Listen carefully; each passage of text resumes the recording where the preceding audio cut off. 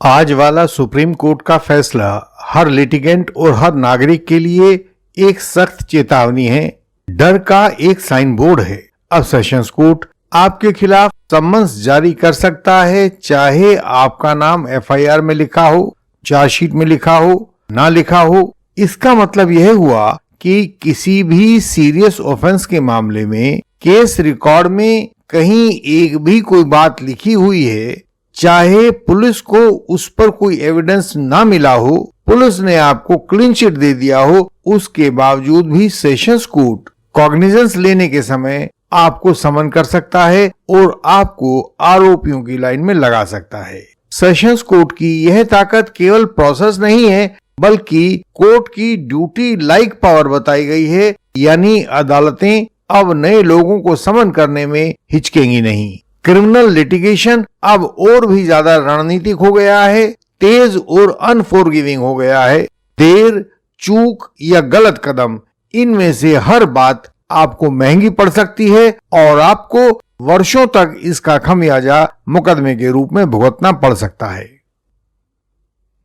कानपुर देहात में हुए एक हत्या व यौन प्रताड़ना के मामले में पुलिस ने अजय कुमार के खिलाफ चार्जशीट दाखिल की, जबकि कल्लू नट एलियस मयंक नागर को क्लीन चिट दे दी, क्योंकि पुलिस को उसके खिलाफ कोई भी एविडेंस तफ्तीश के दौरान नहीं मिला था। जब केस सेक्शन 209 सीआरपीसी के तहत सेशंस कोर्ट के लिए कमिट हुआ, तो वहां सेशंस कोर्ट ने इस पर कॉग्निजेंस लिया। कॉग्निजेंस सेशंस कोर्ट हमेशा 193 सीआरपीसी में लेता है, जो अब बदलकर 213 बीएनएसएस बन गया है। कॉग्निजेंस लेते हुए सेशंस कोर्ट ने मयंक यानी कि कल्लू नट को भी आरोपी बनाकर समन करने के लिए ऑर्डर कर दिया। ट्रायल कोर्ट ने 5 साल बाद यह अर्जी अलाउ की। हाई कोर्ट ने रिवीजन को भी खारिज कर दिया और सुप्रीम कोर्ट के सामने जब कल्लू नट एलियस मयंक नागर आया, तो यहाँ पर सुप्रीम कोर्ट ने भी उसको सुनकर एसएलपी को डिसमिस कर दिया और यह निर्देश दिया कि सेशंस कोर्ट कमिटल के बाद पुलिस रिकॉर्ड के आधार पर चार्जशीट में उस व्यक्ति को भी समन कर सकता है जिसका नाम पहले चार्जशीट में नहीं लिखा हुआ है।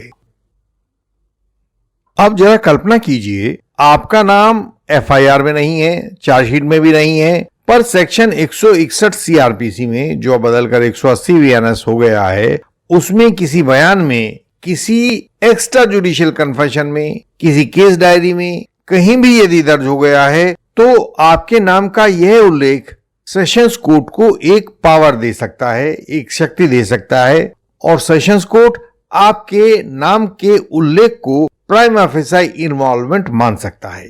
इससे क्या होगा कि सेशंस कोर्ट उस व्यक्ति को एविडेंस आने से पहले ही समन कर सकता है और उस व्यक्ति का सोशल स्टेटस, उस व्यक्ति की नौकरी, फैमिली, मुकदमा, परिवार, सब कुछ किसी भी नए एविडेंस के आए बिना ही केवल पुलिस के द्वारा लिखे गए एक वाक्य के आधार पर सब तहस नहस कर दिए जा सकते हैं। पुलिस चार्जशीट में उस व्यक्ति को जो क्लीन चिट देकर लाई थी, वह क्लीन चिट भी अब किसी काम नहीं आने वाली है। कोर्ट स्वयं ऑफेंस सेंट्रिक कॉग्निजेंस को लेकर उन व्यक्तियों को आरोपियों के साथ ट्रायल में खींच सकता है।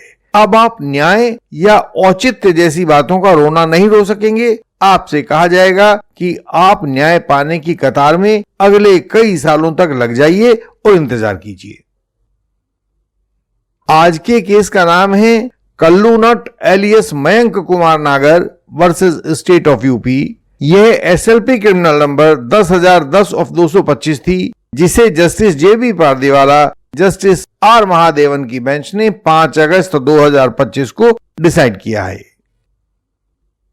जब किसी सेशंस ट्रायल केस की चार्जशीट 173 सीआरपीसी में मजिस्ट्रेट की कोर्ट में पेश की जाती है, तो मजिस्ट्रेट उस चार्जशीट पर कॉग्निजेंस न लेकर सेक्शन 207 सीआरपीसी में आरोपी को सब डॉक्यूमेंट्स उपलब्ध करवा देते हैं और सेक्शन 209 सीआरपीसी में उस चार्जशीट को ट्रायल के लिए सेशंस कोर्ट में कमिटल कर देते हैं। जब केस फाइल सेशंस कोर्ट में पहुंचती है, तो वह बिना कॉग्निजेंस के ही पहुंचती है, क्योंकि वही कोर्ट कॉग्निजेंस ले सकती है जो ट्रायल चलाएगी। तो अब फाइल पहुंचने के बाद सेशंस कोर्ट चार्जशीट के पूरे डॉक्यूमेंट्स को पढ़कर, उसमें दी गई स्टेटमेंट्स को पढ़कर, तब 193 सीआरपीसी में उस केस के ऊपर कॉग्निजेंस लेती है। सुप्रीम कोर्ट का आज का जजमेंट इसी कॉग्निजेंस लिए जाने को लेकर है, उसमें निहित सेशंस कोर्ट की शक्तियों को लेकर है। यहां सुप्रीम कोर्ट ने एक मूल सिद्धांत बताया है कि कोर्ट पूरे केस का कॉग्निजेंस लेता है, किसी ऑफेंडर का या किसी आरोपी का कॉग्निजेंस नहीं लेता। इससे पहले 209 सीआरपीसी में जब कमिटल किया जाता है तो कमिटल भी पूरे केस का किया जाता है, किसी आरोपी विशेष का या सब आरोपियों का कमिटल नहीं किया जाता है। इसलिए जब एक बार मामला सेशंस कोर्ट में पहुंच गया तो सेक्शन 213 बीएनएसएस या जो पहले 193 सीआरपीसी हुआ करता था जिसमें सेशंस कोर्ट कॉग्निजेंस लेता है, उसके तहत कोर्ट उस फाइल के सारे प्रोसिक्यूशन मटेरियल पर नजर रखता है। यदि केस रिकॉर्ड में उन आरोपियों के अलावा भी किसी व्यक्ति का संकेत हो जिन्हें चार्जशीट किया गया है तो उस एडिशनल अक्यूज्ड को सेशंस कोर्ट समन कर सकता है। मजिस्ट्रेट कोर्ट के द्वारा फ्रेश कमिटल की जरूरत नहीं होगी। इस बात के द्वारा सुप्रीम कोर्ट ने नए समन्ड आरोपी के उस तर्क को खारिज कर दिया था कि दूसरा आरोपी सेकंड कॉग्निजेंस के द्वारा बुलाया गया है, इसलिए उसके केस को भी फिर दोबारा से कमिटल किया जाना चाहिए। इस जजमेंट की सबसे बड़ी बात यह है कि अब कोर्ट की यह पावर केस के कमिटल के बाद और ट्रायल शुरू होने से पहले ही इस्तेमाल की जा सकती है। यानी कोर्ट को ओरल एविडेंस रिकॉर्ड होने का इंतजार नहीं करना होगा। केवल प्रोसिक्यूशन मटेरियल के आधार पर जो भी चार्जशीट में फाइल किया गया है उसी के आधार पर सेक्शन 173 सीआरपीसी की रिपोर्ट के आधार पर, जो पुलिस पेपर्स दाखिल किए गए हैं उनके आधार पर, स्टेटमेंट्स आदि के आधार पर अब नए व्यक्ति को समन किया जा सकेगा। कोर्ट ने कहा कि यदि मटेरियल कंक्लूसिव ना हो तो केवल प्राइमा फेसाई हो तो उतना भी चलेगा, बशर्ते जज के ऑर्डर में एप्लीकेशन ऑफ माइंड दिखाई देता हो कि जज ने बहुत सोच विचार करके इस आरोपी को समन किया है, ऐसा नहीं कि यूं ही लापरवाही के साथ एक समनिंग ऑर्डर कर दिया। तो यहाँ आप बहुत ध्यान से देखिए कि समनिंग की यह जो ताकत है यह 319 सीआरपीसी के अलावा है। पहले 319 सीआरपीसी या जो बदलकर 358 बीएनएसएस हो गया है उसमें आरोपी के खिलाफ रिकॉर्ड पर एविडेंस आने के बाद तब उस आरोपी को समन किया जाता था, यानी कि कुछ एविडेंस आएगा तभी ट्रायल कोर्ट नए आरोपी को समन कर सकेगा। लेकिन इस आज के फैसले के अनुसार तो बिना एविडेंस आए हुए भी, बल्कि एविडेंस शुरू होने से पहले ही सेशंस कोर्ट अगर चाहेगा और ऐसा मुनासिब समझेगा कि किसी आरोपी को ट्रायल भुगतने के लिए समन कर लिया जाना चाहिए तो वह उसको समन कर सकेगा। इसके लिए उसे केवल चार्जशीट और पुलिस के द्वारा फाइल किए गए डॉक्यूमेंट्स, बयानों आदि के आधार पर ही फैसला ले लेने की ताकत मिल गई है। लेकिन कानून के एक विद्यार्थी के रूप में हमें लगता है कि सुप्रीम कोर्ट के इस तरह की व्यवस्था से बहुत सारे इश्यूज पैदा होने वाले हैं। कुछ एक इश्यूज पर हम बात करते हैं जो कठिनाइयां अब सारी की सारी प्रोसेस में आएंगी। पहला होगा कि इससे एक क्लीन चिट पैराडॉक्स पैदा हो जाएगा। यदि पुलिस ने किसी आरोपी को क्लीन चिट दे दिया है और उसको चार्जशीट नहीं किया है तो उसके बावजूद भी सेशंस कोर्ट उसे ट्रायल शुरू होने से पहले ही समन करके क्लीन चिट को समाप्त कर सकती है। दूसरा, एक प्रोसेस का रिस्क पैदा हो जाएगा। कंप्लेनेंट द्वारा फाइल की गई एप्लीकेशन से अननेम्ड पर्सन पर भी एकदम कार्रवाई चालू हो सकेगी। इससे एंटिसिपेटरी बेल पाने की पूरी योजना और उसकी पूरी की पूरी कैलकुलस भी बदल जाएगी। तीसरा, ट्रायल में स्पीड वर्सेस फेयरनेस का सवाल उठेगा। सुप्रीम कोर्ट ने इस ट्रायल को 6 महीने में निपटाने का निर्देश दिया, मतलब टाइमलाइन कड़ी होगी। लेकिन हम और आप सभी जानते हैं, सभी अदालतों में देखते हैं कितने केसेस में टाइमलाइन पूरी होती है और होती भी है या नहीं होती है, इसका कोई वास्तविक हिसाब किताब पूरी जुडिशरी में कहीं नहीं रखा जाता है। यानी कि टाइमलाइन फिक्स करना ये केवल बस एक कहने सुनने वाली बात है। चौथा, इस प्रावधान के मिसयूज की आशंका है। यदि सेशंस जज द्वारा प्राइमा फेसाई केस पाए जाने की बात को हल्के से पढ़ा जाता है तो मिसयूज की आशंका बहुत ज्यादा हो जाती है। इसलिए डिफेंस को हर बार यह कहना होगा कि सर एक रीजन ऑर्डर पास कर दीजिए, और जब उसको चैलेंज करेंगे तो यह कहना होगा कि देखिए सर इसमें रीजन ऑर्डर पास नहीं किया गया था। सबसे बुरी बात यह होने वाली है कि किसी अनामित व्यक्ति को समनिंग से पहले कोई नोटिस, कोई सुनवाई का अधिकार कुछ नहीं दिया गया है। एक जज की तिरछी नजर और आपके 10-15 साल बुक, खर्चा व परेशानी अलग से मिलेगी। भारतीय कोर्ट्स में केवल न्याय पाने के लिए पूरा जीवन खराब हो जाता है।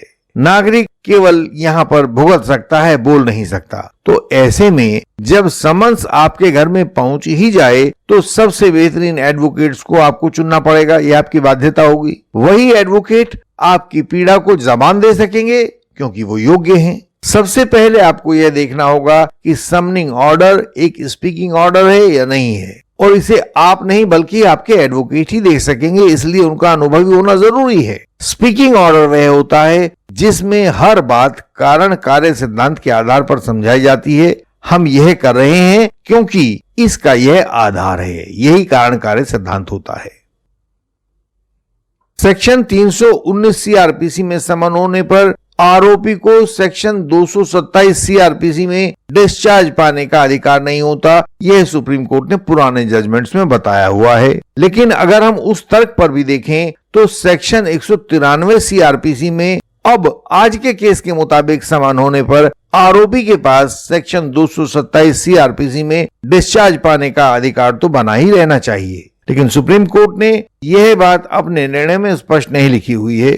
इसमें आपको यह देखना होगा कि जज के द्वारा किया गया समनिंग ऑर्डर क्या एप्लीकेशन ऑफ माइंड के साथ किया गया है। यदि एप्लीकेशन ऑफ माइंड की कमी को आप पकड़ पाते हैं तो आप समनिंग ऑर्डर को ही चैलेंज कर सकते हैं, जो डिस्चार्ज अंडर सेक्शन 227 सीआरपीसी से पहले की स्टेज पर होगा। यानी कि ऐसी समनिंग के खिलाफ आपके पास दो विकल्प होंगे। पहला, समनिंग ऑर्डर को चैलेंज करना होगा और दूसरा डिस्चार्ज के लिए अर्जी लगाना होगा, और ये दोनों अलग अलग विकल्प होंगे। आप चाहें ये कर सकते हैं, आप चाहें वो कर सकते हैं, और आप चाहें तो दोनों भी कर सकते हैं।